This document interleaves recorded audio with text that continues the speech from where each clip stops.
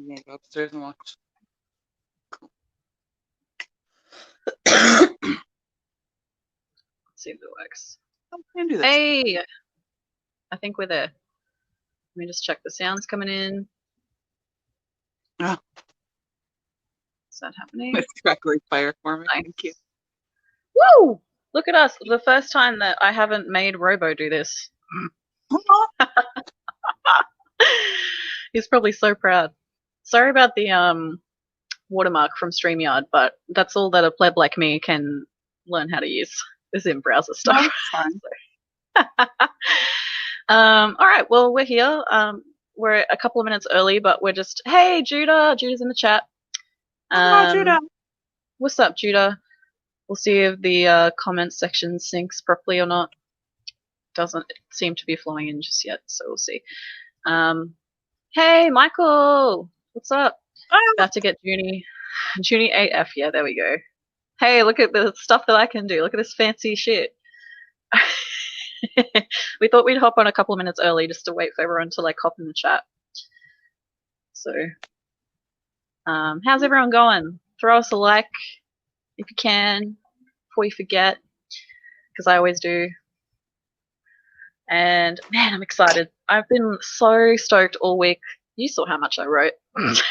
I'm in full ramble mode, so I'm pretty stoked.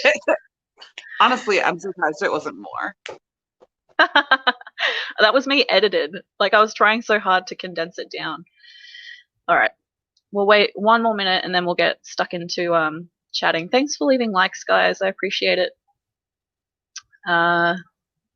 See who else hops in. How's everyone's day? How's everyone going? Let us know in the chat. I'm so excited to have Glynis on an episode. Welcome, Glynis, by the way. So Glynis is one of the mods of our Facebook pages. If you're on Facebook, search for I Freaking Love Comics. There's, how many are we up to? Do we say 10 or 11,000 people on the page, I think? Yeah, it's nuts. And then we've got all these. That's right. It's all made up. Time is too, so's money. Yeah. And Glynis does all the work for us for free, basically like a slave. So Glynis is like the IFLC slave. Welcome, Glynis. How are you? I'm great. I feel acknowledged, Oh, that's good. How's slave life? It's good. There's not, the competition during COVID is not much, so. Yep, that's true. All right. Well, Michael says book lovers. Everyone must join book lovers. Yes. So that's probably the group that's most relevant for this type of content. We've got specific groups for Marvel, DC, indie, book lovers. If you like reading stuff like this, you should definitely join the IFLC book lovers group. And I guess I'll just get stuck in. We're at 11:01 now, so I'll just get started. Start reading. So what have I got? Welcome to IFLC June Book Club, the greatest selling science fiction book of all time. No shit. I just want to give some. Yeah, who would have known? I just want to give some credit to the outstanding YouTube channel Comic Book Girl 19.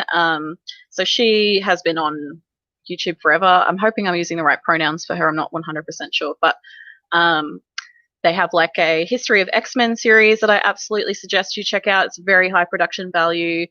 And I learned watching their videos on this subject that Frank Herbert actually did 6 years of research before he even began writing the series, and it shows. Don't you reckon, Glynis?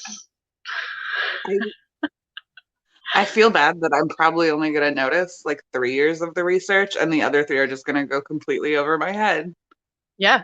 I had no idea about so this dude was really into shrooms, and I actually put a quote in the mod chat a few days back. I'll have to go back and find it, but essentially a lot of the inspiration for the story came from yes, magic mushrooms, but also just growing normal mushrooms at home. He was a real shroom boy, really into that stuff and inspired by nature, obviously super into ecology. So there's a lot of those themes that we'll talk about in this episode, but we're dying to break it down with you today. We've started with, so what did you read this time? From the beginning of the book 1, up to and including the section starting with many have marked the speed with which Muad'Dib, am I pronouncing that right? We didn't go through the pronunciations, learned the necessities of Arrakis. We forgot to do that. I know, right? We hopped on early so there's a lot of Arabic words that we'll probably butcher, and if you think you know how to correct us, please let us know in the chat, because yeah. Judah says he got wacky with the old shiitakes. Herbert writes some very rude stuff too, says Michael. Okay, I would 100% agree with that. He also used to be, so the way this whole book got started is he was a journalist, and he got sent to Oregon to write a piece on sand dunes. Got way too much information, like way too much for the article. It was a magazine article or something, and decided to turn that into a book. And his wife at the time, hey, comics will break your heart, how you going? His wife at the time, thanks for being here, actually became the breadwinner. I think she was doing like advertising writing for department stores and made all the money so that he could do that 6 years of research. Judah's here, what up? What up? So I just want to start off with a plot and character recap. Comics will break your heart. Did you do a series on Dune as well? You did like a live series, I think. I haven't seen it yet, but I've heard good things. Or maybe you're on Messiah or something lately. Let me know in the chat. All right, let's see if I can do that. Yeah, there we go. So I'd like to begin with this quote, which apparently was in my version on Kindle, but not on Glynis's version. Is that right? Yeah. Yeah. So to the people whose labors go beyond ideas into the realm of real materials, to the dry land ecologists, wherever they may be, in whatever time they work, this effort at prediction is dedicated in humility and admiration. Which is really cute. Did you have any dedication or anything in the front of yours? No, mine like it has like a review and then it just jumps right in. Like it's not, Wow. but mine's like it's trying to be little, so I think it's not like wasting any time. Nice. That's why, so it's difficult, right? Because Michael says can't wait for the movie. We are the exact same. So our current plan, just to give you before we, what was that? It's you need it now. Yeah, because we were supposed to get it this year or something, right? It got delayed because of COVID. I thought we weren't gonna make this like read along by the time the movie came out, but then you're like, oh, we've got a year, and like, excuse me. Yeah, I think it comes out October 2021. I was like, what year are we in? What year is it? And what we're planning to do is finish this up by mid-Feb. Just to give you an overview before we jump in, we've got all the sections that you need to read for each part on Facebook, on all the socials, all the normal places. So if you want to know, it's difficult because every single version of this book is different in page numbers. Like Glynis's is different to my Kindle version, obviously, and it does not have chapters. So yeah, we've been trying to go from quote to quote. Comics Will Break Your Heart says, we're about to dive into Dune Messiah next, and then hopefully we'll get to Children of Dune and then God Emperor. Wow. So you're like really diving in. We're thinking if people like this series, we might do the same thing. We'll carry on. And because the thing is, like, this isn't an original idea. A million people have done Dune analysis. And in our last episode, we'll actually talk a little bit about all the entertainment mass media that's been influenced by Dune, like World of Warcraft and Fatboy Slim and all that good shit. That wouldn't exist without it. But everyone brings, like, Glynis and I will bring unique perspectives, and so will everyone else. And that's what makes it such a good book, in my opinion, you know? What did you enjoy reading this section, Glynis? What did you think of it for a dive in? This year is the first time I actually listened to Dune, which I feel like is cheating because you get to hear all these like words pronounced that I would have no idea how to pronounce if I was just reading this. So I recommend, there's a full cast version. I recommend it. It's great. And like it's so much better the second time because I know the first time you read this, like my boyfriend is reading it for the first time, and like he's just like, wow, there's a lot of words to like learn and say. Yeah. But it can be intimidating. Right? But like now coming back to it, I'm just excited because like I actually know what I'm getting into, and I'm Yep. noticing 100%. This feels like something you could read every year and notice different stuff, I think. Yeah, it feels to me like I was really late to the game with like uh what was it at like Handmaid's Tale, Atwood's Handmaid's Tale, and Watchmen. Like I was really late to the game on as well, and both of those are Mm, still so relevant today. And June feels the same way. Like mm. it's timeless. So I'll just jump right in. The story, if you guys read along, it begins with a quote from a princess, and you'll notice a lot of these as we move through. And it kind of gives you the idea that like the story we're experiencing is very like historical. It has a lot of meaning and a lot of weight, but we are getting the really personalized version. So immediately we're introduced to the Bene Gesserit and the Muad'Dib. Tell me if I'm pronouncing those incorrectly. Doing okay? Born in the 57th year of the Padishah Emperor Shaddam the Fourth. Do not be deceived by the fact that he was born on Caladan and lived his first 15 years there. Arrakis, the planet known as Dune, is forever his place, right? So we begin at Castle Caladan. It's described as the ancient pile of stone that had served the Atreides family as home for 26 generations, which is a really long time. And we're met with some of these like elite governors of the known universe. Paul Atreides, our protagonist, his mother, and an old crone. So what do you think of this setting to begin with, Glynis? What do you think of the castle?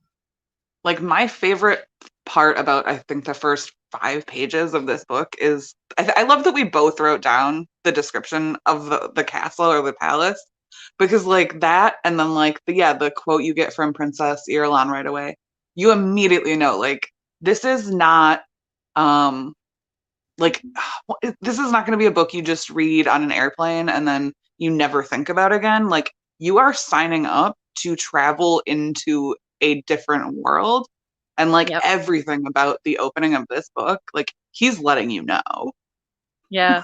like Yeah. exactly what you're getting into, and I He's laying love the it. groundwork. Yeah. Right. Well, and I It's love all because these words because like I just want to, maybe I'm the only one, like I can't see the chat right now, but tell me, am I the only one who just like walks around saying like Bene Gesserit, Gom Jabbar? Like I just like putting these words in my mouth. I don't know, I love it. yeah, that's interesting you say that because I think that's a big part of universe creation, right? Like you've got, for example, Star Trek's got languages that they've created. Lord of the Rings has languages they've created, and it's really Game of essential to Thrones those. did like Yeah, Dothraki. Yeah. that's right. Yeah, yeah, yeah, and they're all very unique and integral to that world building. And it's he again, like you said, like immediately is like there's these people and there's this and they're in this place and you know it's a big deal because there's like historical quote about it, so get stuck in. Like yeah, definitely spending the time laying the foundation. Judah says gomjabar is a really fun word. Spice melange too Gom is really fun. Jabbar. I agree. So I've actually got a fun fact on the so we'll skip to that because we were going to talk about essentially like we're started off. Paul is 15, so he's quite young. He's in his bed. We hear a conversation between his mother and this old crone, who his mother calls your reverence, which is a big deal because his mother, Lady Jessica, is like a although she's not married to the Duke, she's a certified concubine. Is that what they refer to her as? Something like that. So she's Yeah. like she's the mother of the heir to the throne, and we all know that she's a big deal. So her saying that this chick is like her your reverence, that she's got rank. And they're Mhm. discussing the possibility. This is the first time too that we hear that Paul is possibly the Kwisatz Haderach.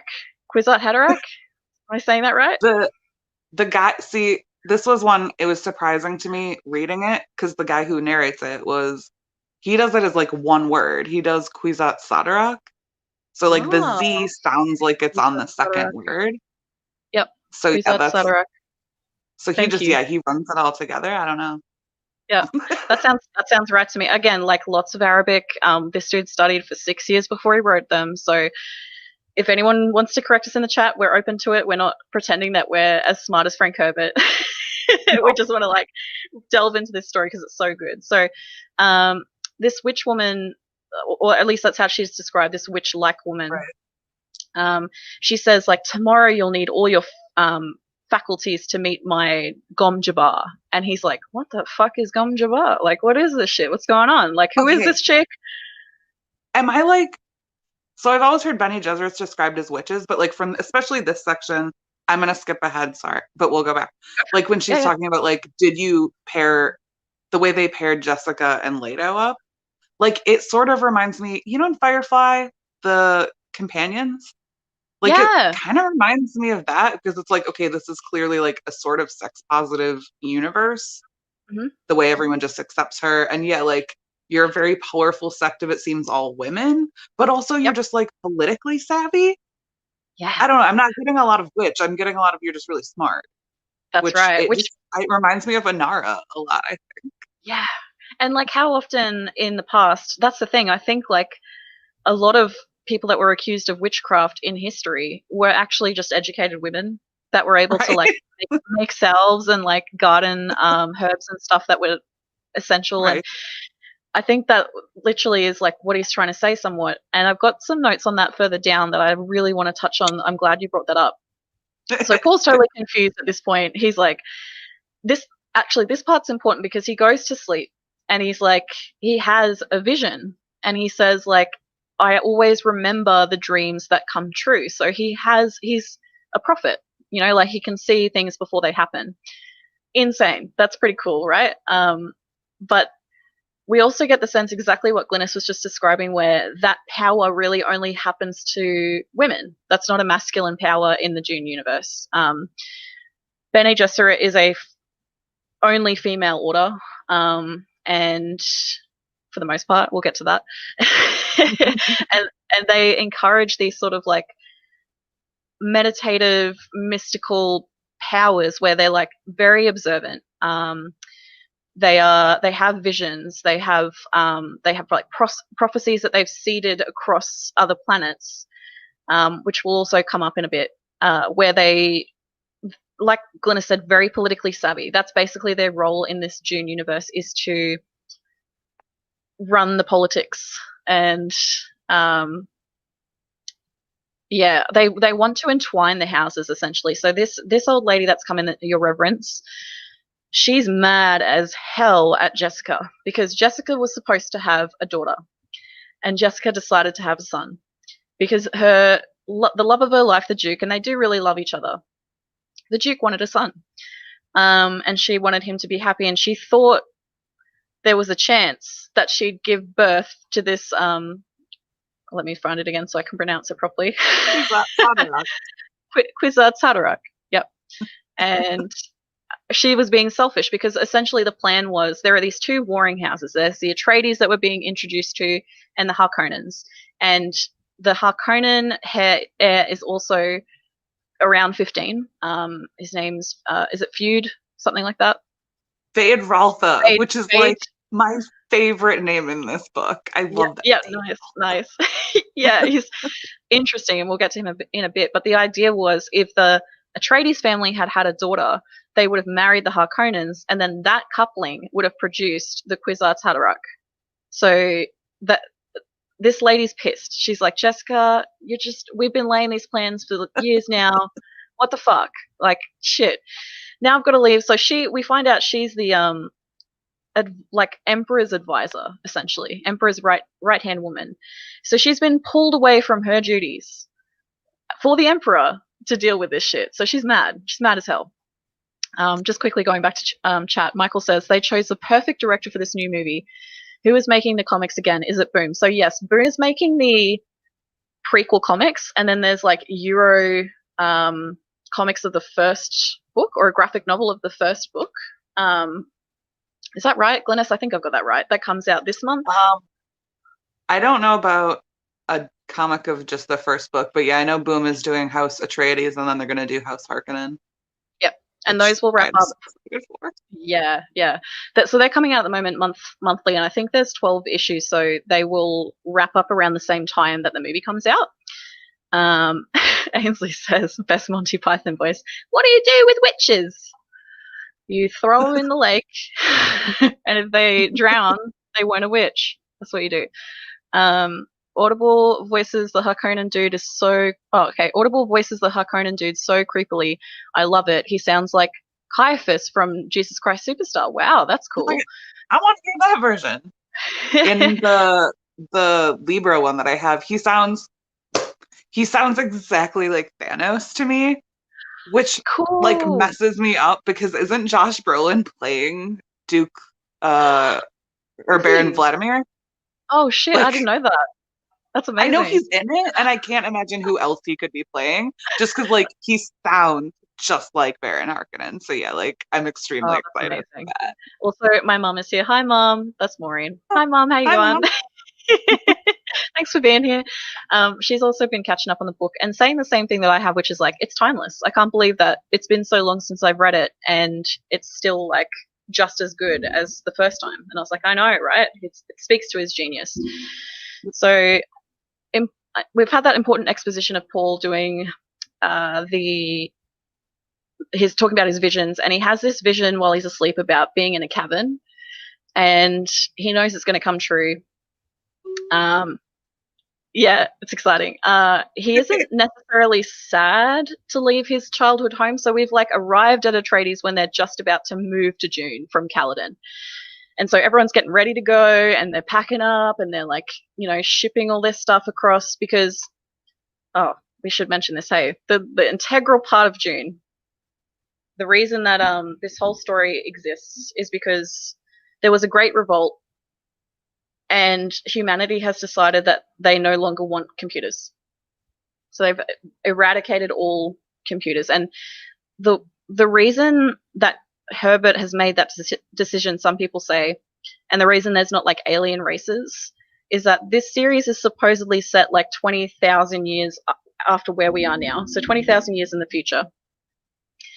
And all humanity has come from Earth, and they've spread across the cosmos. And the idea is that humans have had to evolve to do the work that computers were doing, right? So you've got like navigators and the politicians, and you've got like Chome, which we'll talk about in a bit. There's all these different things that have kind of evolved from humanity, and so humanity kind of has superpowers that are similar to computing, and we'll get further into that in a bit. But that's important because what's happened is the society has kind of developed, and I'm going to butcher this, so I'm sorry, Mum. Forthrelicious was a term commonly used to describe the class system employed during the days of the Old Imperium. And the Forthrelish system was meant to provide some sort of order for the way in which humanity related with one another, both to maintain order and civility and to keep certain groups under control within the Imperium. However, it attempted to minimize alienation of individuals or minorities by providing for everyone the motto, a place for every man and every man in his place.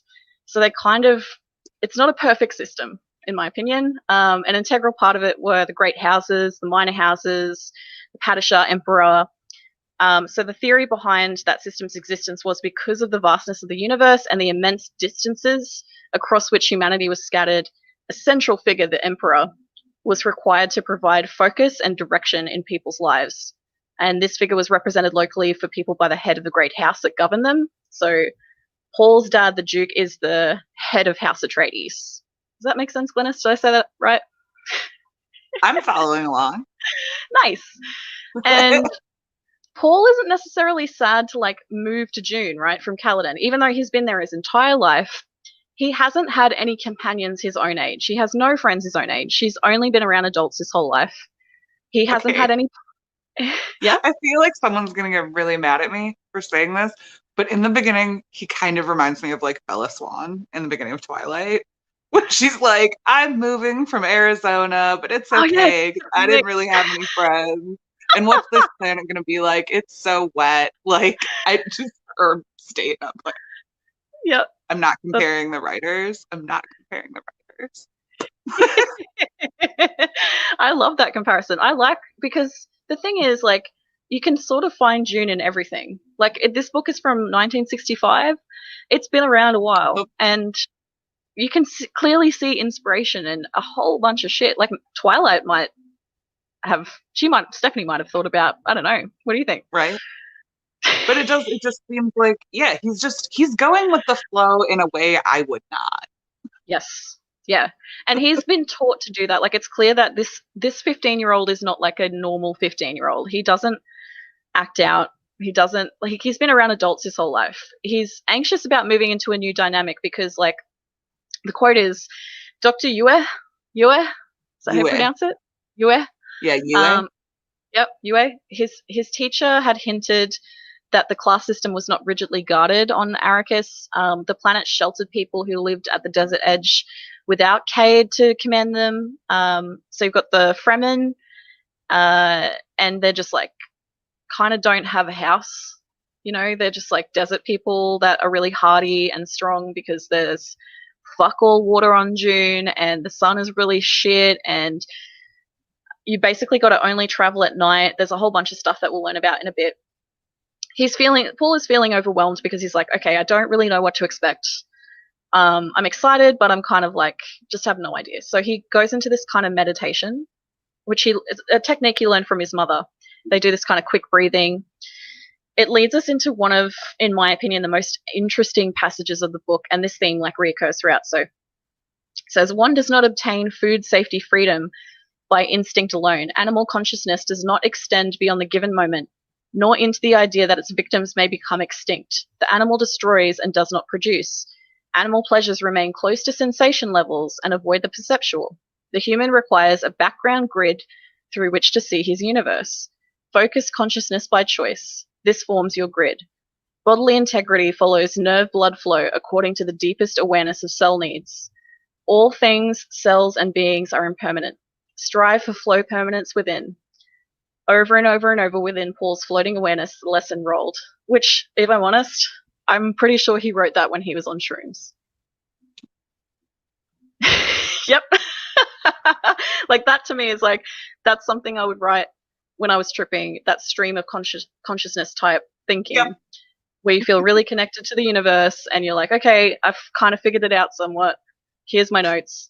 That's exactly what it feels like when you're reading it. So that theme of like separating humans from animals, what do you think about that, Glynis? Because that reoccurs over and over again. That's actually something that my boyfriend and I were talking about. I'm making him read it with us. And like he was like, what do they mean when they're saying like prove that you're like a human, not an animal? And I don't know. Because I'm like, it doesn't seem like, can you tell me? Yeah. I think it's about controlling your emotions. I think it's about, because we see that in the test that he's about to face with the Gom Jabbar, and we'll get to that, but the idea is humanity is separated by animals because we are able to control our emotion if we try. And that's what separates us, and that's what makes us different. But you still have humans that won't do that, and so that's in these. So Vulcan. Is it? Yeah, it is kind of, yeah. That's just my interpretation. Tell me in the chat if people disagree or agree. But that's what I took away from that. This section of the book is like, you'll be better off if you can learn to control your feelings. Because I guess kind of what that came off to me is sort of, okay, the Fremen seem like they're an indigenous population.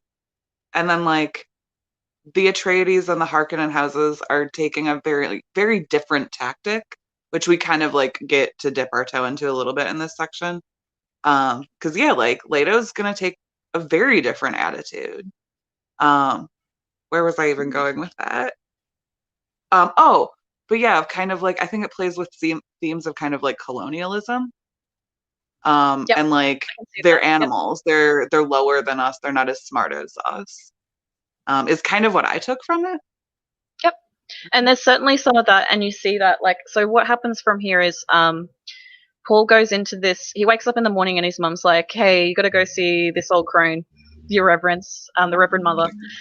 And so we learn that the Reverend Mother was Jessica's teacher at the Bene Gesserit school, and now she's the Emperor's truthsayer. So Jessica tells Paul that he needs to tell her about his dreams. And when he asks her what the Gom Jabbar is, he senses that she's fearful, and she says that he'll learn soon enough. So he goes into this room with the Reverend Mother, Gaius Helen Mohiam, I think is how we pronounce it. And she says, like, Jessica's passed this test, and now she has to leave, and you have to pass this test. And then she pulls this, like, cube out from her dress, and she's like, stick your hand in this cube. And first of all, if I was there, I'd be like, no. I've seen the Mummy movies. I'm not going to put my hand in there.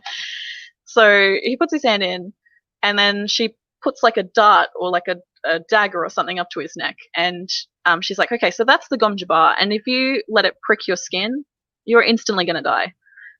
So I need you to not remove your hand from this box, no matter how bad it gets, because otherwise you're going to die.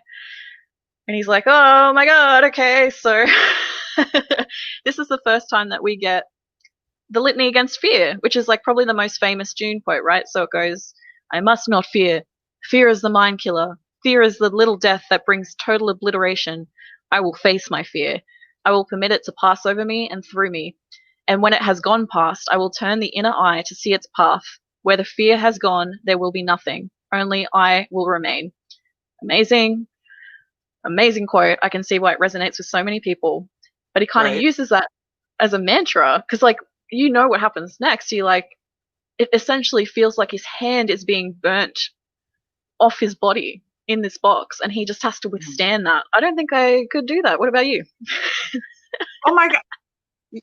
You wouldn't have even gotten my hand in the box to begin with, but like, hello. I'm not a mind over matter person. Yeah.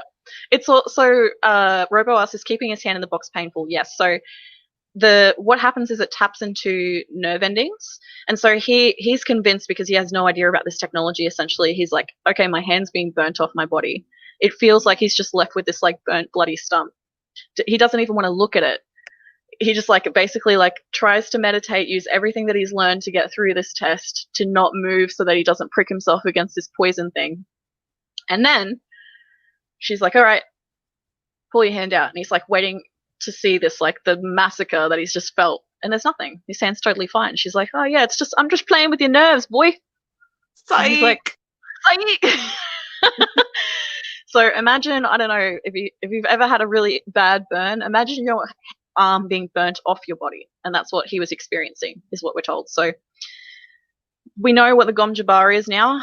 And I just want to quickly go into, fun fact, couldn't find the word Gom, but Jabbar is an Arabic term that means to use coercion to force something, which is applicable in this because she actually uses what's called the voice on him to make him obey. And it's kind of like the way I've described it to friends. I don't know if you say the same, Glynis, is like the force when they do the like, you don't need to know about my nerve endings. That makes sense.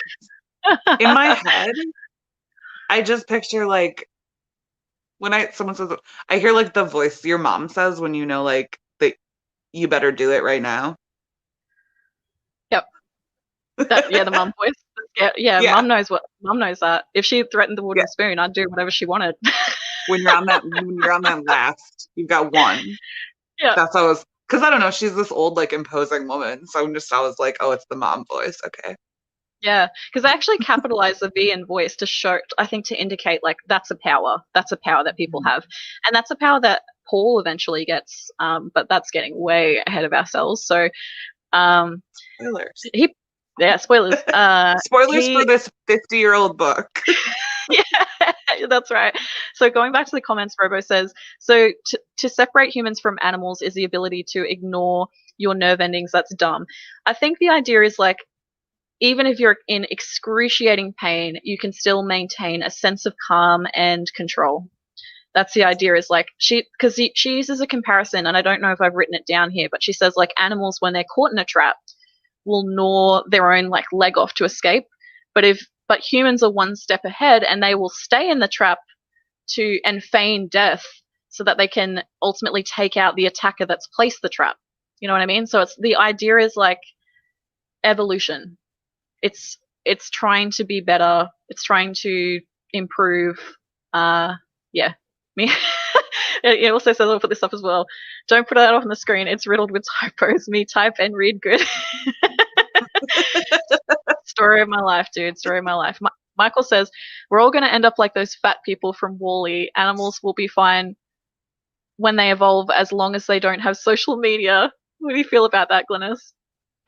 Oh my God. Dude, like, I haven't been working for, like, since COVID. And yesterday, I spent, like, 8 hours baking cookies. And my feet hurt so bad because I realized I haven't stood up for that long in 9 months. Yeah. That's, like, that's bad. Yeah, and that's like they talk about this in Dune as well, like, because Paul is like trained physically, he's a fighter, he's trained mentally. The entire thing is like, be the best human that you can be. Like, this is the ultimate. Can we also talk about how the bad guy is described as being like grossly fat? Like actual Wall-E dude. Like when he eventually reveals himself, he's like this. Yeah, the Harkonnens are so fascinating to me. So fascinating to me. We should get further along to that. So the Harkonnens, yeah, the Harkonnens, yeah. So before I skip this, because I know this bit's important, we get a crucial bit of dialogue between the Reverend Mother and Paul, because he's kind of pissed off. He's like, I don't know what the fuck's going on. Why are people putting me in these pain boxes? Like, what's the Quizarch? What? Like, what is that? What's going on? I don't understand. And he's like kind of annoyed that he's always like been the elite, and so seeing this woman talk down to his mother is kind of pissing him off as well. And so he's a little bit sassy with her, and he says, "Thou shalt not make a machine in the likeness of man's mind," which is from the Orange Catholic Bible. So we learn about these two. The existence of the Butlerian Jihad and the Orange Catholic Bible, as well as the Great Revolt, Catholics. which is hey, what's up? We learn about the Great Revolt, which itself was the removal of all computing, every single bit. Although there's still technology, they just don't like to see it. They kind of hide it within stuff, right? So like Paul's got a shield belt. There's like right. Yeah, there's like shields around properties, and there's like temperature controls on the wall. Like, I think again, like the Baron Harkonnen has like anti-grav units to hold himself. Yep. So there's still like technology. It's not like we're back to caveman stuff. It's just like they've tried to it's not as intrusive. They tried to integrate it into things that look not like technology. It's the only way I can think of to describe it. Mum says, yep, the mum voice. Yep, that's the one. That's the one. Yeah. She gets it. She was also a primary school teacher, so I think she understands. No, my mom was a bus driver, and like there is like a voice that like it shuts stuff down. Yeah, that's the one. That's the one. Okay, so the quote that we just read from Paul was added to the OC Bible. The Great Revolt left two chief survivors of those ancient schools, the Bene Gesserit and the Spacing Guild. The Guild emphasizes almost pure mathematics. They've essentially monopolized space travel. They're the middlemen of the piece. They're very mysterious. No one's seen them for years. No one even knows what they look like. There's like theories that they've maybe mutated, and that's why they don't like being seen. But we don't actually know. At this point, we've got no idea. And the reason they're neutral is because they act as the like freighters. So they're going to take the Atreides family from Caladan to Arrakis, and they won't get attacked because otherwise that whole treaty breaks down with the Harkonnens, right? Like they won't ship for the Harkonnens either. So everyone has to respect the Guild. They're very fascinating to me. I feel like I want to send a copy. I know he owns one. I want to send a copy of Dune to like George Lucas and be like, this is how you make like intergalactic trade law interesting. Because like he's even said that too. When I was looking up all this stuff and like because it's so incestuous. Star Wars is obviously inspired by Dune. Yeah. Very obviously, right? And he said like when he wrote his 2-page synopsis, that was in his head. But then you've also got Kevin Anderson, the sci-fi writer that continued with Herbert's work after he died. Oh, to answer Robo's question, yeah, he was 65 when he died, so he died too young. I think he died of colon cancer or complications around that. Very sad. Colon cancer. I know, right? Get fucked, cancer. So, anyway, Anderson continued his work after Herbert died with his son, and Anderson has written like a ton of Star Wars comics, like a shit ton. So, Okay. yeah, they're all in bed with each other, and they're all kind of sharing ideas with each other. And in fact, Terry Brooks, who's another very successful, I guess you call him fantasy, but in my mind it's science fiction as well, the Shannara Chronicles. Yeah, the reason he got successful is because Herbert wrote him a good review of his first book. Yeah. So they're all helping each other out. Judah says Kevin Anderson wrote some dope Star Wars too. He wrote the Thrawn trilogy. Nice. Michael says my mum's mother voice is terrible. That was who? Timothy Zahn. Oh, you got schooled, mate. You got schooled. Who is adorable, by the way. Follow Timothy Zahn on Facebook. I will, yeah, absolutely. Michael says my mother's voice is terrifying. I'm 35 and it still scares me. Mum says Catholic kid. I fully understand the Reverend Mother reference. Yeah. So there is a lot of like, there's probably like all the major religions I would feel represented in this text. Do you think that's accurate, Glynis, saying that? I don't think I know enough about different religions. I know a heck of a lot about two. But yeah, I could certainly see it. I think from what I know about the author, yeah, I would be shocked if there was an influence from just about every avenue of spirituality. Absolutely. Because apparently he got really into Buddhism and obviously like has done a lot of research on Arabic history and how that's all structured and the religions that pertain to that. So yeah, there's a whole bunch of stuff. The other sector that I was going to mention is obviously the Bene Gesserit. They perform the function of politics, but then you've also got the Mentats, who are essentially human computers, right? Like they're often political or military advisors. Like 90% of the time, that's what they end up doing. They crunch vast amounts of data to generate mostly accurate predictions. And fun fact for you, bene is a Latin word meaning proper, honorable, or blessed. And Gesserit, let's actually get into the Gesserit conversation because that to me is a play on, is it Jesuit? Is that how I pronounce it? Yeah. So that's only men can be Jesuits, right? And they are sort of soldiers. Yeah, they're sort of soldiers of God, like the offset of the Catholic Church. Everything that they stand for, when I'm looking into them, because I wrote tons of notes, and I'm like, I can just say that the Bene Gesserit are like inverse. Judah's just writing the word. It doesn't help me. Spell it out phonetically, please. So type it harder. That's right. They take a vow of like poverty, whereas the Bene Gesserits, like you said, they are often concubines, and like in rich households too. So they're wealthy, and I think Jesuits also I'm pretty sure they don't. The chastity vow is in there as well. So they're like trying not to be obsessed with the material. They're purely there for God's. To be God's soldiers. That's their purpose. And Bene Gesserit is like the inverse of all of that. They're women, they fuck, they marry, they get wealth. You know, I don't know if you thought the same thing. Tell me if you think I'm totally off base.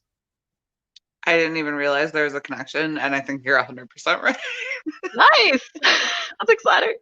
I don't know what Jesuit. Okay, that's what Judah's saying. Jesuit. Okay, cool. Thank you. That's what I needed. It's really difficult when you're reading all of this. I'm sure you all know. and you like you say it however you want in your head, and you're like, I don't know if that's. I'm just going to put his little explanation up there. There we go. He also said, "I wrong, they right, Zahn." So yep, yep. It's Nice. I love that book is literally sitting right there. So yes, it's hard for me to forget. that's amazing. When did they come out? Do you know? The original trilogy, I think, was the 90s. I didn't read the original Thrawn trilogy until recently, when a good friend was like, "You have to." And then there's a new canon with him that is getting just like, if you're into like houses and whole political systems, like the new Thrawn stuff is amazing. Just shout out to that. It's setting up a whole empire we've never seen. It's very interesting. What do you think is the best, just a side question, like what do you think is the best Star Wars like books or comics? Anything written by Claudia Gray. Nice. What has she written? She did a Leia book that's set in between 6 and 7. It's about, I think, 20 years after, when she's a senator with the New Republic. Cool. And it deals with, actually, it's kind of a spoiler. It deals with something really important about her character. And then she also wrote a young Leia book that was good as hell. That's like when she's like 15, right before. And then she also did Lost Stars, which was two best friends that join opposite sides. And then she also wrote Master and Apprentice, which is about Obi-Wan and Qui-Gon, like immediately prior to episode 1. Give me that. That is so fascinating to me, that whole dynamic. Understands Star Wars so well. It's amazing. She's also got, she has a new one, Into the Dark, that's part of the High Republic, which I have read, and I think we're going to do a thing about later. Yeah, maybe we'll do a first look on that. Who knows? I like the little ads that we're putting in our own content. It's nice. So I just want to get back to the Bene Gesserit, because they are fascinating. There's a quote that I want to read here, which says, "When a truthsayer is gifted by the drug, she can look many places in her memory, in her body's memory." So they basically get given this, like, it's almost like, it reminds me of the Witcher universe, right? They get given this poison that not many of them survive. It's very few of them actually survive it. And what it does is like unlocks all of their genetic history, so they can see, like they're experiencing it themselves, the history of all the women that came before them. You know, like, yeah. Would you want that power if you could get it? Oh yeah. Yeah. Oh yeah. It would make you super fucking smart. Have you read the new Shuri stuff? Like the comics? They just did a similar thing with her, actually. And now that I'm thinking about it, I wonder if that's influenced by Dune. Where like there's a group of women that meet, and like she inherits the ancestral memory through her mothers. And like she has the powers of Wakanda now. She can like turn into birds. It's cool. Shuri is once again outshining her brother. Just yeah. I love that. So when she's talking about it, right, when the Bene Gesserit, when the Reverend Mother's talking about it, she says, "We look down so many avenues of the past, but only feminine avenues. Yet there's a place where no truthsayer can see. We are repelled by it, terrorized. It is said a man will come one day and find in the gift of the drug his inward eye. He will look where we cannot, into both feminine and masculine pasts. Your Kwisatz Haderach." God, I'm going to butcher that every time.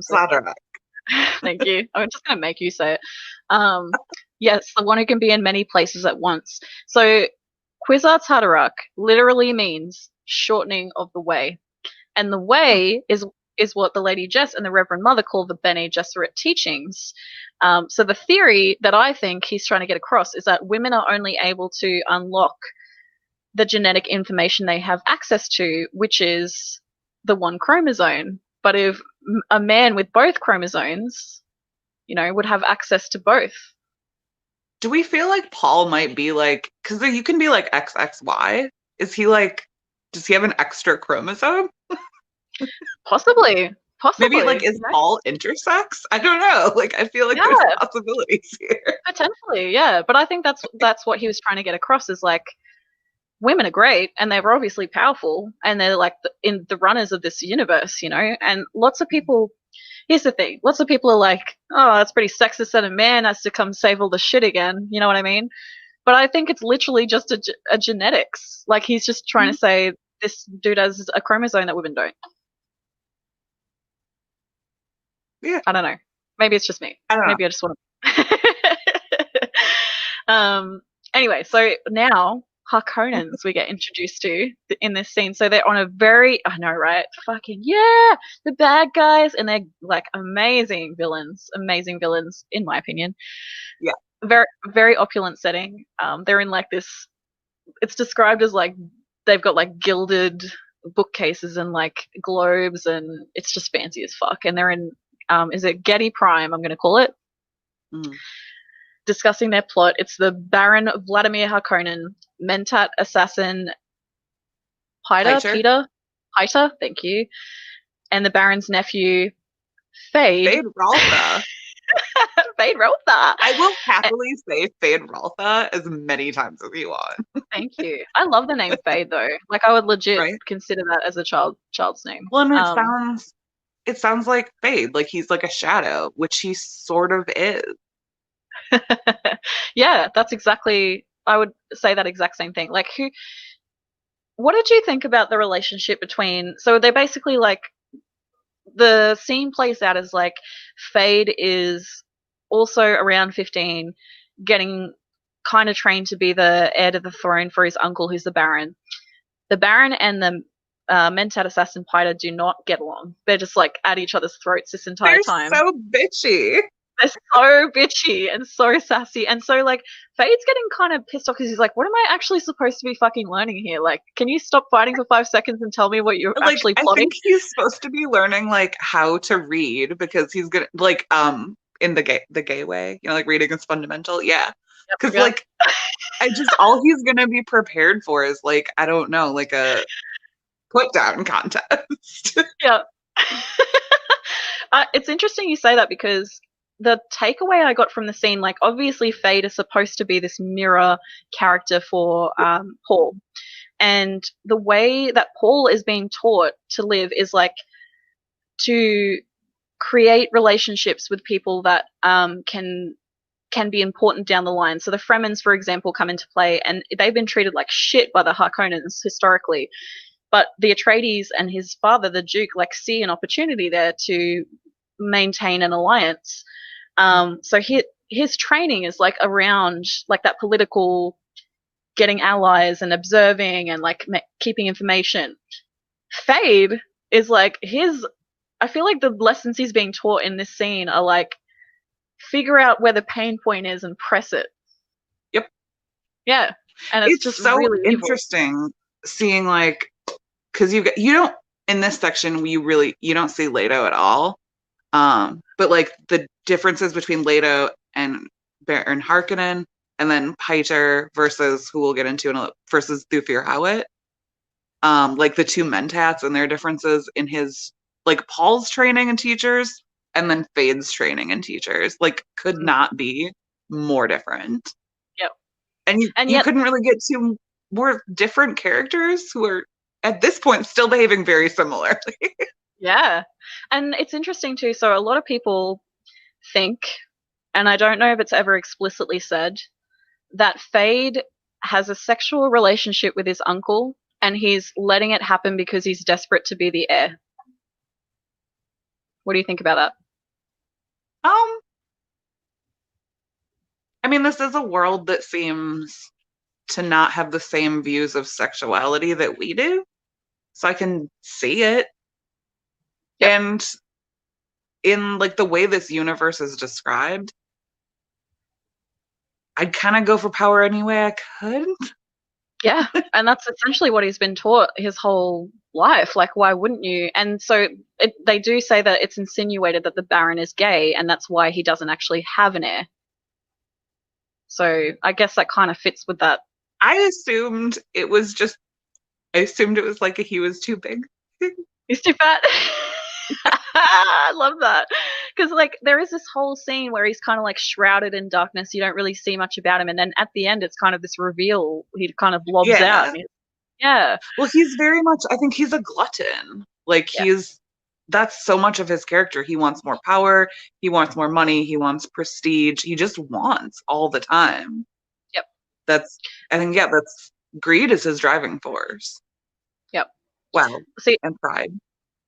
yeah, absolutely, yeah. And it's funny that you mention like, and we're both obviously in agreement that those are pretty evil ways to go about things, but they're still just as successful in terms of making a way for themselves in that universe, getting stature and stuff in that universe. So to me, it's like very relevant right now, especially with where you're living, because you don't necessarily have to be a good person to get into a position of power, is the argument. Yeah. It's nice if you do, but it's not necessary. Right. Yeah.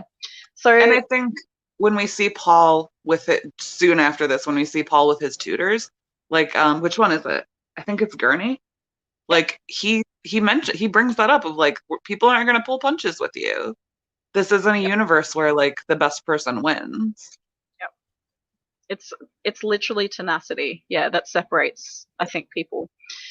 Because to me, like he is trying to be as humanist with this text as possible, like what genuinely would happen if humanity had decided to abandon computers, if humanity had had to evolve to replace computers, if Mm.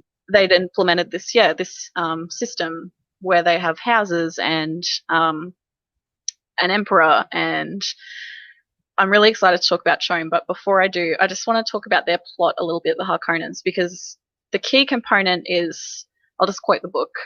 Sometimes I wonder about Piter, the Baron says, I cause pain out of necessity, but I swear he takes a positive delight in it. For myself, I can feel pity toward the poor Duke Leto, which is Paul's father. Dr. Yue will move against him soon, and that will be the end of all the Atreides. But surely Leto will know whose hand directed the blind doctor, and knowing that will be a terrible thing. And then Piter says, well, then why haven't you directed the doctor to slip like a dagger between his ribs quietly and efficiently? And the Baron says, you talk of pity, but the Duke must know when I encompass his doom, and the other great houses must learn of it. The knowledge will give them pause. I'll gain a bit of room to maneuver. The necessity is obvious, but I don't have to like it. Interesting, right? Like, he's saying that he's like not fully evil, but Piter maybe is because he delights in pain. Not sure if I agree with that. Yeah. I think he needs to believe that Piter is worse than him. But I think Piter is just, he is who he is, and he is not trying to be anything else. I don't know, Yep. he reminds me a lot of the one from Game of Thrones, the one with oh god. The one that like steals Sansa for a little bit. I can't Oh, remember. Littlefinger? Is that him? No, the Ramsey. Yeah. Yeah, yeah. Yeah. He seems like the archetype for Littlefinger. Yep. Like, and I'm getting some Ramsey vibes from Piter as well, like Ramsey Bolton vibes. Like he's an assassin.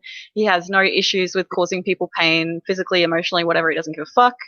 And it's also revealed, like this is when we learn about Spice, and that's why I put Michael's question up on the screen, because Piter reveals that he was promised Lady Jessica from this coup. We don't know why. We don't know what he wants with her, but that's what he wants. So we're told about the concept of spice melange, a drug he's heavily addicted to with visible physical effects. So particularly intense all blue eyes with no whites is how it's described in the book. And spice is what the universe runs on. It's the oil of the galaxy. Dune is the only planet where it's been found.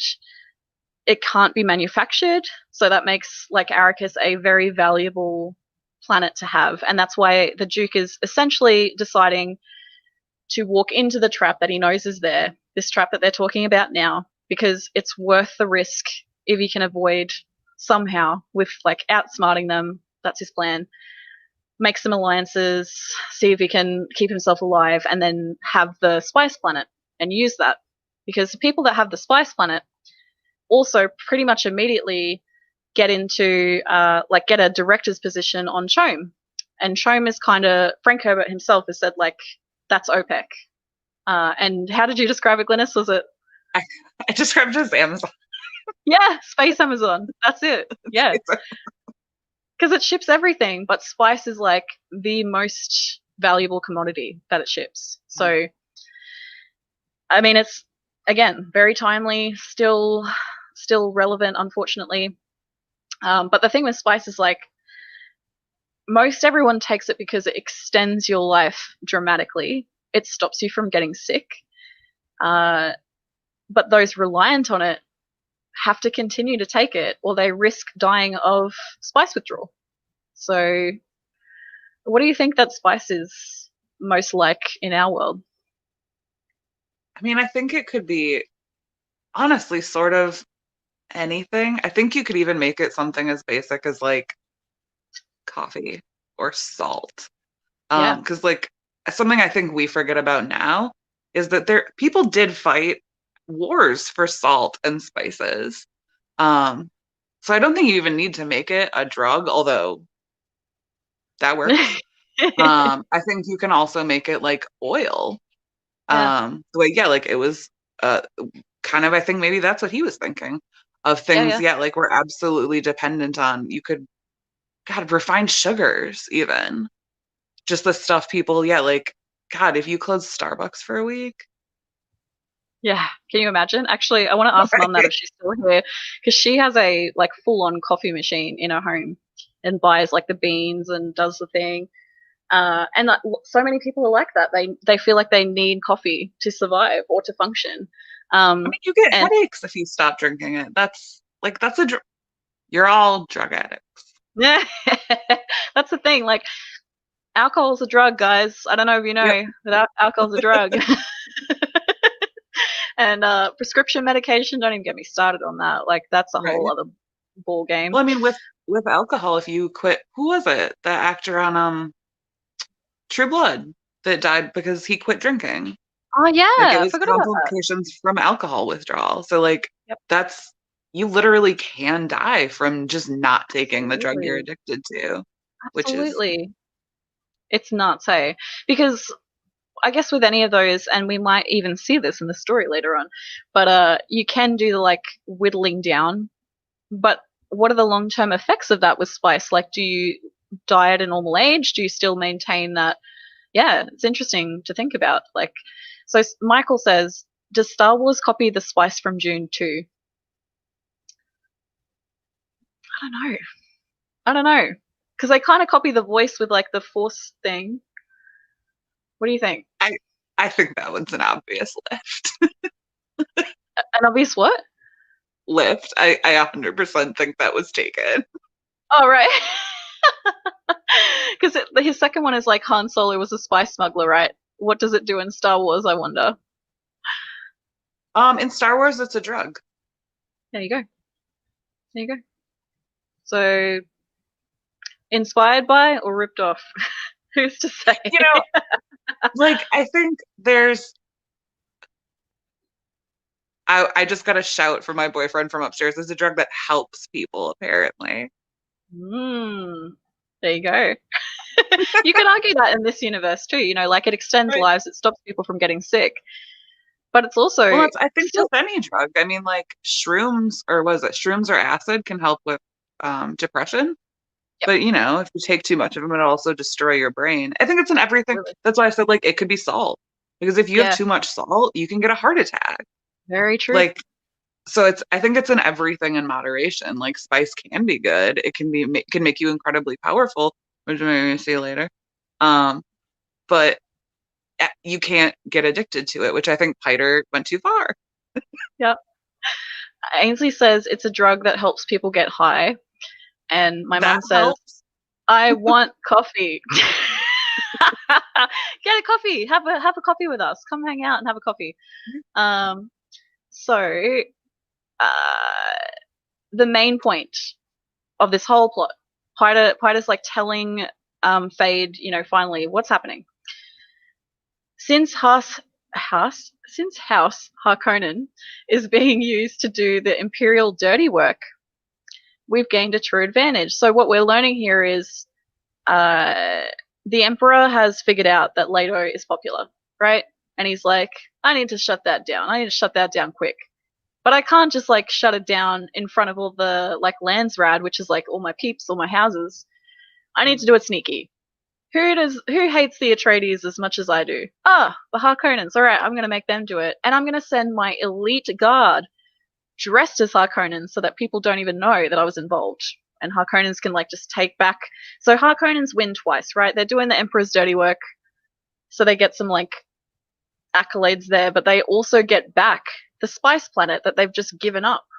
So they've given it up to the Atreides only to have a coup and take it back because they're fucking evil. What do you think about the Emperor so far?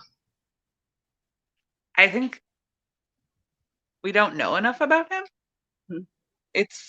He's the big, like, the board of shadowy figures. Just I feel like he's like the menacing thing hanging over it. Also, what a dick. Like, do your own shit. Yep. Raven Comics is here. Hi, Raven Comics said, I honestly hate coffee. Tea is so much better. And then Michael said, tea basically runs in my veins, which Hard agree. You can't live in the UK and not have 90% tea blood. It's just the way it goes. Okay, so you get some CHOAM directorships from this whole coup, right? Like that's essentially the main grab, because what they say over and over again is like, you wouldn't believe how rich we're going to be. Like laughing evilly to themselves. Like, we're going to be so fucking rich you can't even imagine how rich. We're going to be Bezos rich, bitches. That's how rich people are always obsessed with being like rich. Yep, like more rich. They can't just be happy with, I know. Anyway. Was the first rich not enough for you? Trump. Just going to throw that out there. So CHOAM stands for the Combine Honnet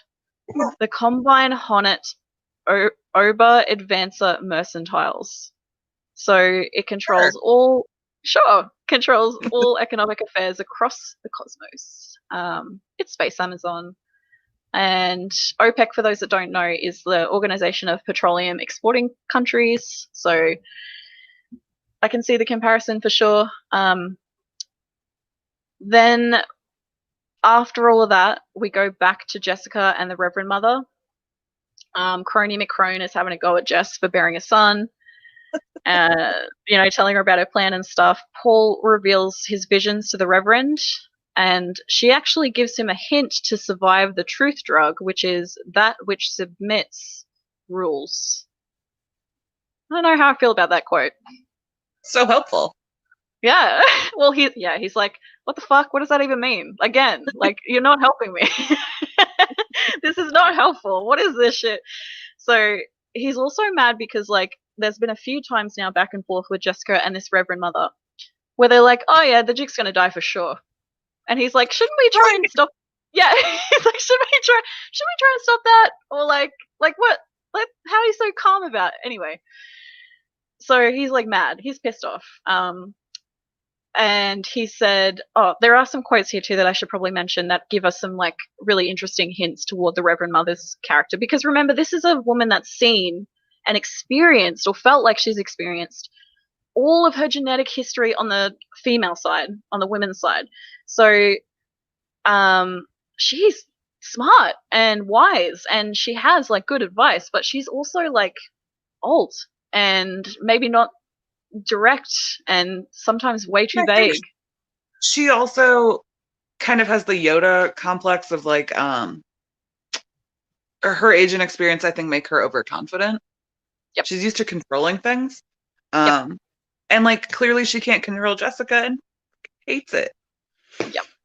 I 100% agree with that.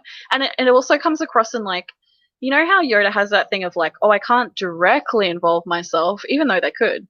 Like, I can give vague hints and let them push them in the right direction. It's like, get fucked. Why don't you just... It's the same thing that I feel about Professor X, where I'm like, just say the thing. It's like the king in or the sultan in Aladdin, who's like, wait, why do you have to get married at 16 or whatever? I make the laws. Like, Yeah. oh, hey, we could have saved the entire movie if you would have had that little epiphany 90 minutes earlier. So that's exactly right. Mum just asked, is the Emperor a man? I don't actually remember. Do you remember? I think the fact that it ends in like the hard R instead of the S means it's probably, but that's just an assumption. Yeah. I mean, who knows? Mum, you might remember better than me. Like, you've read it probably more than I have. So tell me what you think if you can remember.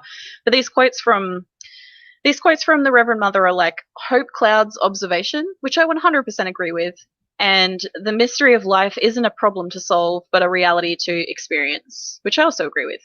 I agree with that, yeah. Yep. So it's around this part of the story that we get another princess quote. Certified badass Hawat.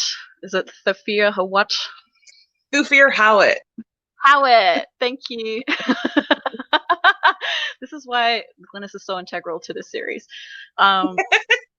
They have a chat with Paul about the move and the shitty/terrifying storms on Arrakis and the lack of water, the lack of transport, the sandstorms, the sandworms. Like, he's really trying to get across to Paul, like, this shit is dangerous. You're about to go into a war zone. You need to be prepared. Then Gurney is everything that Piter is not. Yep, I 100% agree with that. They're very much like, this whole story is like that, I guess, with the back and forth is like, and even just the feminine and masculine aspects. There's like a lot of mirror imagery, and like trying to figure out, is one right or one wrong, and more often than not, it's yes and no, which is fascinating. It depends what your goals are and what your morality is. Mm-hmm.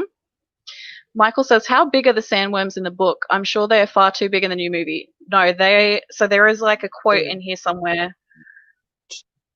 Yeah, what do they say? It's like, I don't remember if they get into it in this part, but I know later in the book they do. And yeah, I remember them being described as fucking like 15,000 kilometers long. Yeah. Yeah. Like, I think is one of the measurements that they bring up, and they said that's only the largest that's been observed. Apparently, there are bigger ones. I'm hearing more yelling from upstairs, but I don't know what it is.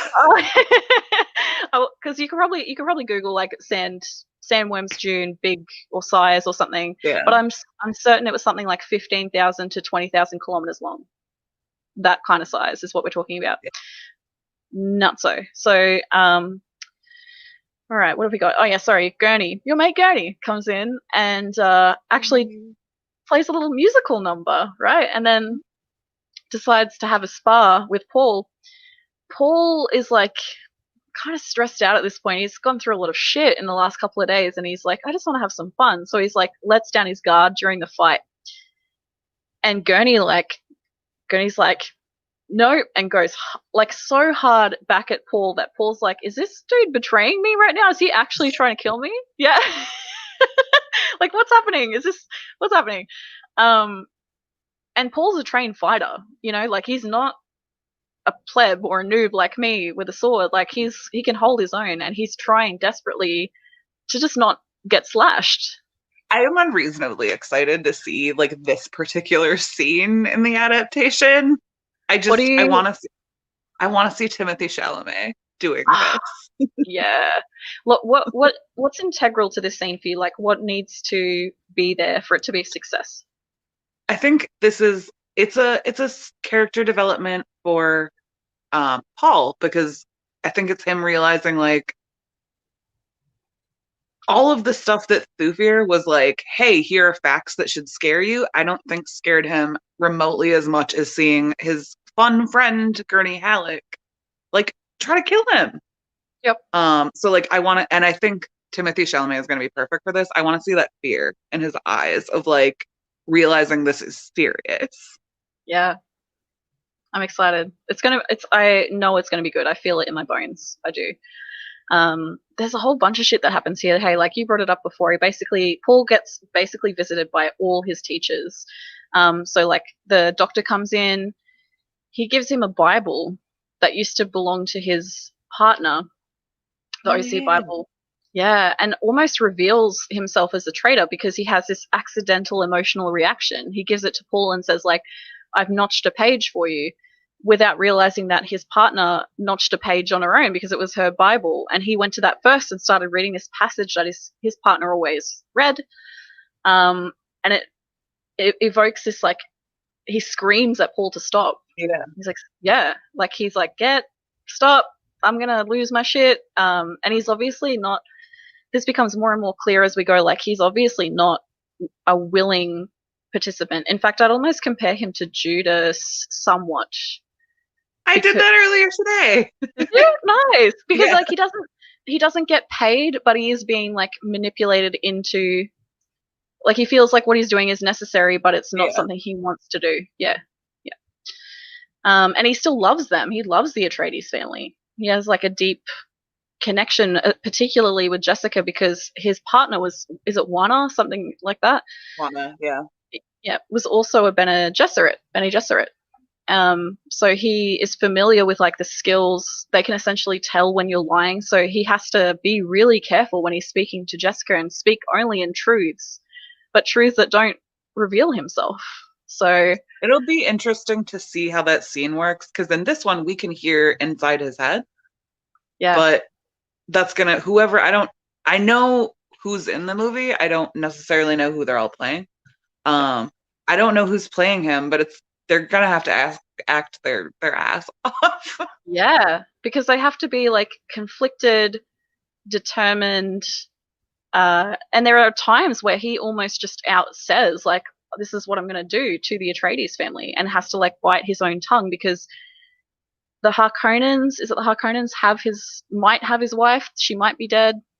We were actually talking about that just before you and I started talking earlier, of like, what is happening with her? Is she dead? Is she alive? I have to think she's alive, because if she's dead, if she's dead, I would immediately go to Jessica and be like, hey, worst kept secret in the world, your husband's about to get got.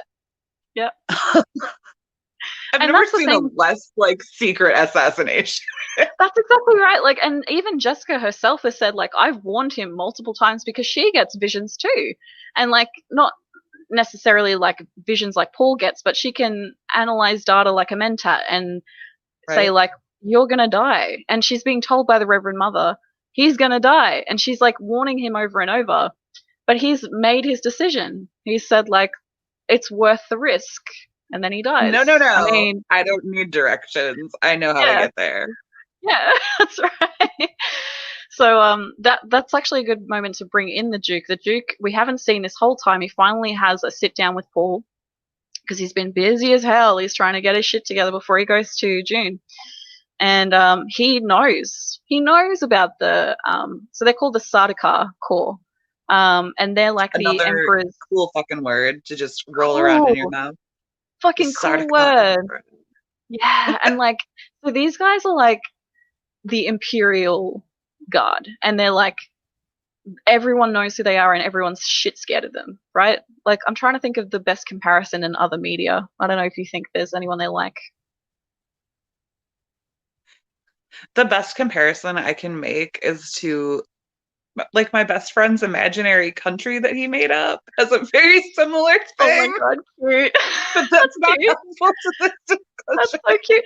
Well, they kind of remind me of like in Star Wars, you've got like the red guys that are Kylo Ren's like Death Troopers or Sith Troopers.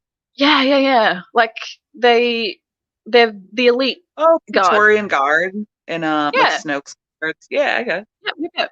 So the Duke is like, yeah, I know about the Corps dressed as Harkonnen. He's playing ignorant. He's trying to avoid the trap and keep his enemies a step behind. A lot of the strategy is around the spice melange and the control of it, because he's afraid if he like shows all his cards that people will start hoarding spice, which is no good to any of them, because it means they won't be able to use what they've got if he succeeds. Ring wraiths, Judah says. Yep, exactly like ring wraiths. That's a good one. That's a good one. Yep. So we hear a little bit about the Emperor's prison planet. Prison planet. Salusa Secundus. right? Which I think there could be an entire, like, maybe comic book series about just that planet. I would read that. 100%. Yep, I would be down. So he thinks that the Sardaukar may originate from and actually be forged there. And the Duke suggests that he may actually be able to win them over, along with the support of the Fremen, who they're already attempting negotiations with. He's already started this shit. He's already planning against the plan. Mhm. And this is when the Duke reveals to Paul that he's a Mentat. Yeah, and he's like, Paul, do you want to keep going with your training? And suddenly it all kind of clicks into place, and Paul's like, yeah, boy, I do. So he's like, yeah, he commits to it. He's like, yep, I like what's happening. I understand it now. Let's do this. I love So that, he's like, up until I think we get to this point, I'm sitting here thinking, like, wow, this Duke is like, he is super dumb. yeah, But then yeah, you actually meet Duke Leto and you're like, oh, you're just like this quiet theory. Like, it's the quiet ones you got to watch out for, was made, I think, for people like him. yep, yep. I 100% agree. Like he's definitely got. Even Jessica says this at one point. He's got two sides to him. He's got the soft side that she fell in love with, and the side that's shaped by his father, who she wishes died before he was born, because it's like the hard, calculating, cold, like, we're going to go to Dune. I don't care if I'm going to die. We need spice. That kind of shit. Yep. So it's interesting, their dynamic, because they do, like I said, they love each other. That love is clear. He deliberately didn't marry her so that she wouldn't have as many duties to do, because he knew that she wanted some of her freedom. And this is the bit that's like the end of the section that we read together. And so the Atreides family has now arrived in Arrakeen on Arrakis. Yeah, whoop whoop. They're unpacking. The Fremen talks are underway, but they've said that they'll observe the house for a time before making a decision either way. That's fair. And we meet Later, one of the coolest characters. Sorry, I'm excited. okay, go for it. Is it the housekeeper? Yeah. Yeah. The shout out mates? Yep. Yep. Who, like, Fucking I'm sick. sorry, she steals this section for me because you're Yeah. like, okay, they're moving and I'm learning about a space corporation and who is she? Yeah. Who's this chick? She's like described as this gnarly, and like all the Fremen are like this. They're like kind of, because they usually hop around in still suits, which are suits that like take your body's water and recycle it, because there's very little water on Dune. I know I keep saying it, but what happens is when they tap into wells and stuff, it just stops flowing. It's like there's a plug. And they cannot understand where the existing water comes from, because there's polar caps, but they have very little like contribution to the evaporation and distribution of water across the planet. So they're really, it's a mystery that they haven't yet solved. All this, like, mentioning that we get into of they're building up the mystery of Dune makes me very excited to meet. He's only mentioned, but we hear about Kynes a few times, that there's this planetologist. And like, I'm very, I've read it once before, but I'm very excited to see him again, because this is, like, you're building up this mystery of this planet, and like, here's this guy who might know some stuff. Yeah. And like, what's his theory? Like, what is it? Like alien related? Is it technology related? Is it prophecy related? Because one of the cool things that happens with Mapes is like, so she gets hired as a housekeeper by Leto, and Leto's like, I'm gonna like get her to work with you, Jessica, to get the house in order. And Jessica and her have this really intense interaction where she's like, I think you're the prophesized one, but you have to basically behave. She's such an interesting juxtaposition to the Reverend Mother. Yes. Because like, they're having very similar, she's just the Fremen Reverend Mother, it seems like. And it seems like you're so overqualified for this job, you have to be here for a reason. For sure. Yeah. And she actually, like, I mean, initially she is, right? She produces a dagger that Jessica picks up on. Now I'm going to mispronounce this too. The Chris knife? Chris knife. Chris knife? Yep, one of those. Chris. Like, Chris? Hi, I'm Chris. Chris knife. Yep. Nice. Chris knife. I like that. So she has to use every ounce of training that she's received as a Bene Gesserit. Because what the Bene Gesserit did is they went to like all these planets ahead of time and seeded these prophecies so that if one of their order got trapped or stranded on these planets, they would have ways to manipulate the population. Yeah. So cool. So cool. So like they've made up these prophecies and left these items, and so she's like, oh, okay, I think I remember this one. It's a maker or something. She has to give the right word for the knife. And then Mapes is like, oh my god, yep, you're the one. But then she also is like, oh wait, there's another part to this. Anyone that sees or touches the knife has to either die by it or be cut by it, right? So she's like, I have to cut you. And she does this little cut across Mapes's chest. And Mapes is like, oh my god, you are the one. You're the prophesized one for sure. And then she even says, like, poor thing, as Jessica leaves with the knife, which is really scary to me. I don't know about you. Right? Yeah. It's weird because she's so much nicer than the Reverend Mother, but is 100% spookier. Yeah, that's Like, really it's fascinating one to me. thing, right? Because you've got the Reverend Mother's just like, it's probably not going to happen, but I hope you had fun having a boy. Yeah. But this lady, like, she's like, oh no, it's definitely you. And like he does kind of the Yoda of like, you will be. Like that just like, oh, great. That's exactly how I heard her voice when I was reading too. Like, this chick is like gnarly, old, I guess like hardened by life on that planet. And so she just, to me, she would be like this real, like she would be able to fight, still as an old lady. But she has this like you said, she's much nicer than the Reverend Mother. And it's probably because she wasn't part of the elite necessarily. She's part of the everyman somewhat. And she even says like, go for it. How aware are Fremen of, because it says like they don't really follow the cultural norms, but how aware are they of the cultural norms? Like, do you know how important Jessica is? Or is this just like kind of the scene in Monty Python of like, well, you're the king? Well, I didn't vote for you. Yeah. I forgot about that.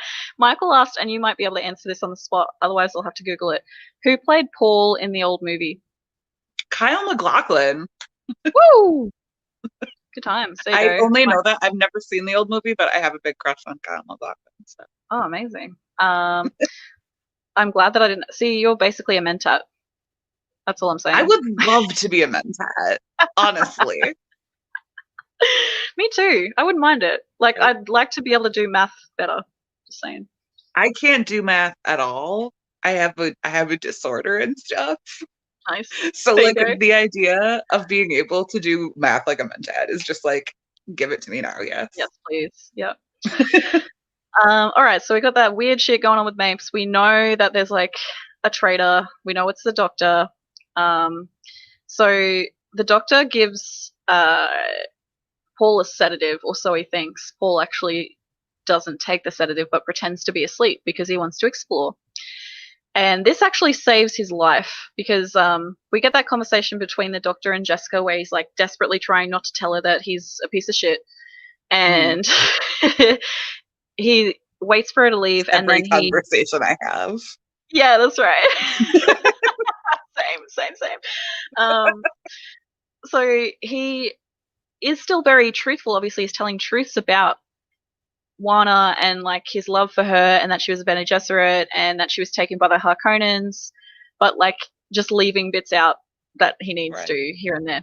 And she actually knows that he's hiding something, and it's so sad and heart-wrenching to me when she leaves because she's like, I should just go back and like tell him, ask him what he's hiding so that he feels better.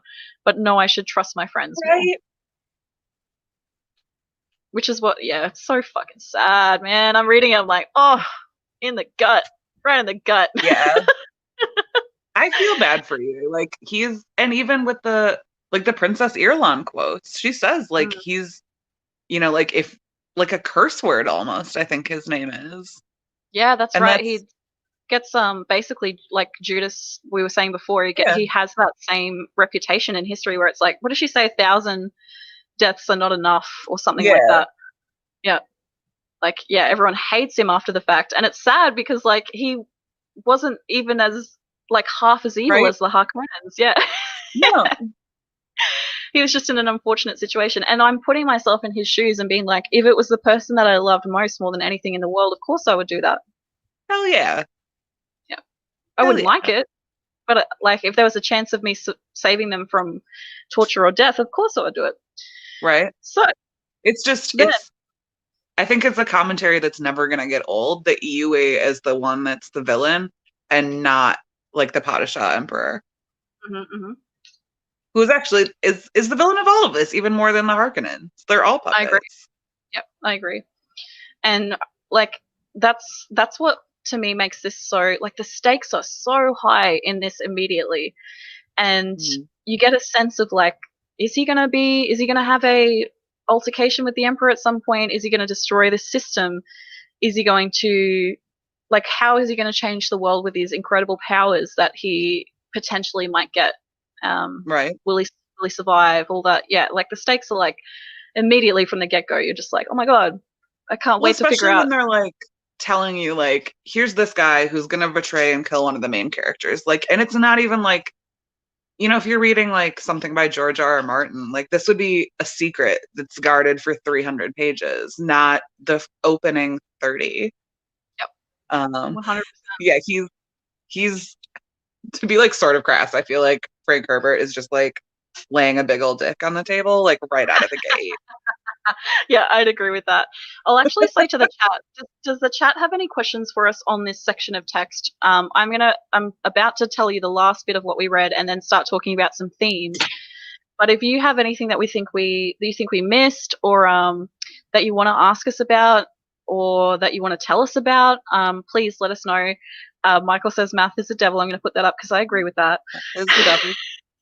It's wizard science. That's right. And this comes from me being a data analyst. I rely so heavily on technology, and that's kind of what the point he's making is, like, it can be a crutch. Mm-hmm. There's a really good book. It's dated, called Lucifer's Hammer. That's about a comet hitting the Earth, and like it left me with such an impression of like, we should not be reliant on any technology you can't understand yourself, which is so many things. Like, I don't understand how my dishwasher works. I don't understand how my fridge works. I don't understand. CDs are still amazing to me. Yeah. Yep. And like, if we didn't have smartphones for a day, how much would that cripple just the entire population, or at least like the American population? Even if you just took electricity out of the mix. I think we spoke about this in an interview with a writer recently. It might have been Kaplan, talking about sci-fi and, like, yeah, how reliant people are on electricity. Like, if we lost power to, God forbid, the entire Earth for some reason, if there was a solar flare or whatever that wiped it out, most people wouldn't know, like, how to get food, how to make fire. Yeah, it's just how to even wake up in the morning. Yeah, yeah. It's so true. Like, these basic needs that, for the most part, us in these first world countries have covered now, we couldn't really provide for ourselves in nature. We've become so, reliant on technology. I would die so fast. Yeah. Oh, me too. I'd get probably eaten by a bear. I'd be like, oh, that looks delicious. I could eat that, and then it would eat me. I would definitely get eaten by a bear because I would try to make friends with it. Oh, that's cute. That's so sweet. They're so cuddly. They are so sweet. They're pretty cute. I'm going to finish this story off. Basically, Paul is like, I'm going to sneak out and, like, look around, and this hunter-seeker drone that preys on movement, it's kind of like a T-Rex, it comes into his room, and thankfully he, like, gotten out of bed, and he freezes when he hears it. And he's like, what do I do? Do I, like, yell for the doctor in the next room, not knowing he's the traitor at this point? If I can move fast enough, I can grab and smash it. And Mapes actually comes into the room and distracts it long enough for him to do that. And then she feels as though she owes him a life debt. So she tells him, because he's like, go warn my father, there's an assassin for sure. And she's like, well, I can tell you that there's a traitor in your midst. I don't know who it is, but I owe you something now, so I can tell you that.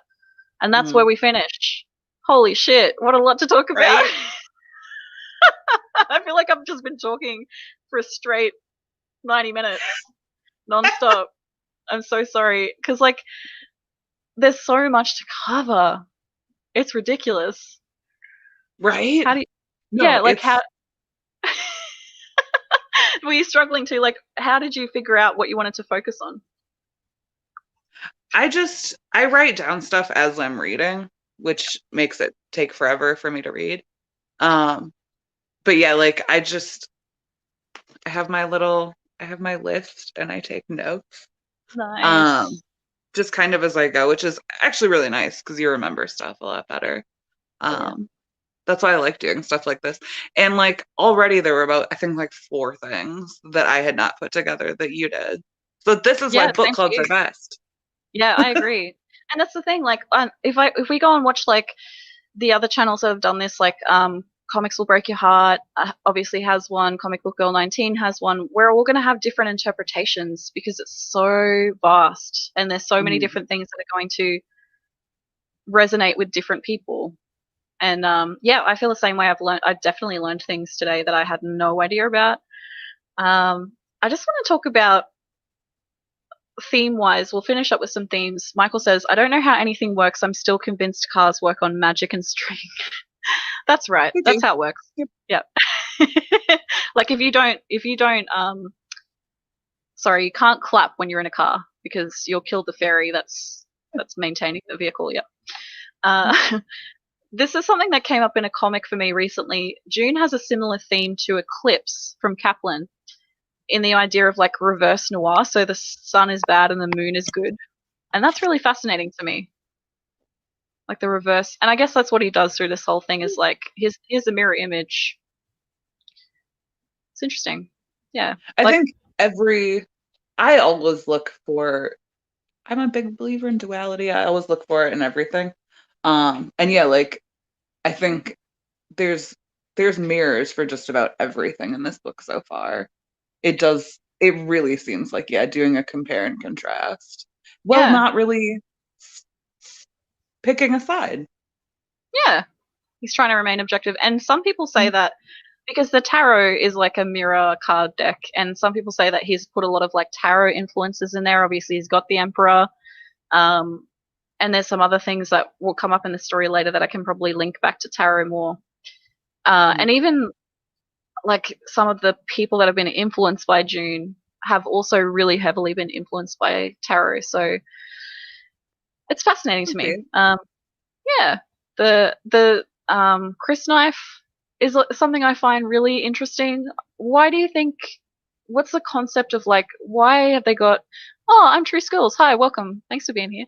Um, why do you think the Chris knife has that rule of like people have to die when they? Is that just to add to the mysticism of it?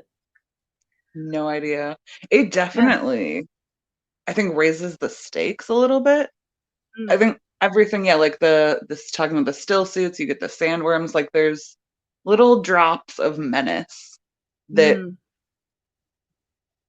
I don't know. I can't finish this. No, I agree with you. I think what you feel throughout is like this increasing sense of dread. Yeah. And yeah, and you start to love these people. You start to understand how their minds work and how they My interact with phone's each gonna other. die, by the way. Oh, I'm so sorry. Okay, we should wrap this up. Thanks for being If here. I go away, I'm sorry. I love you. I think that's basically it anyway. Like we were going to talk about water, but that will come up more. Like you said, the still suits. We basically covered a lot of the themes throughout as we were talking about the plot. So I just want to say thank you to Glynis for being part of this. Like it was really, yeah, it was really exciting for me to nerd out with everyone and talk about it. Just quickly from the comment section, David says, I find the jihad against the intelligent machines and the creation of mentats very fascinating. It's not often you see media that describes a future for humanity following a war like that. I'm True Skill says I got to binge watch the Mandalorian. Is that what you're trying to say? I think that's what that means. Which I think is Glynis, are you gonna watch the new episode I after this? am right after this. Sweet. Let me know if it's good. Is there anything you want to finish up with before you go? I'm just very excited to keep going with this with everyone, and like I don't know, I like getting in more to the plot. I like hearing what people think. I like hearing what sticks out to other people.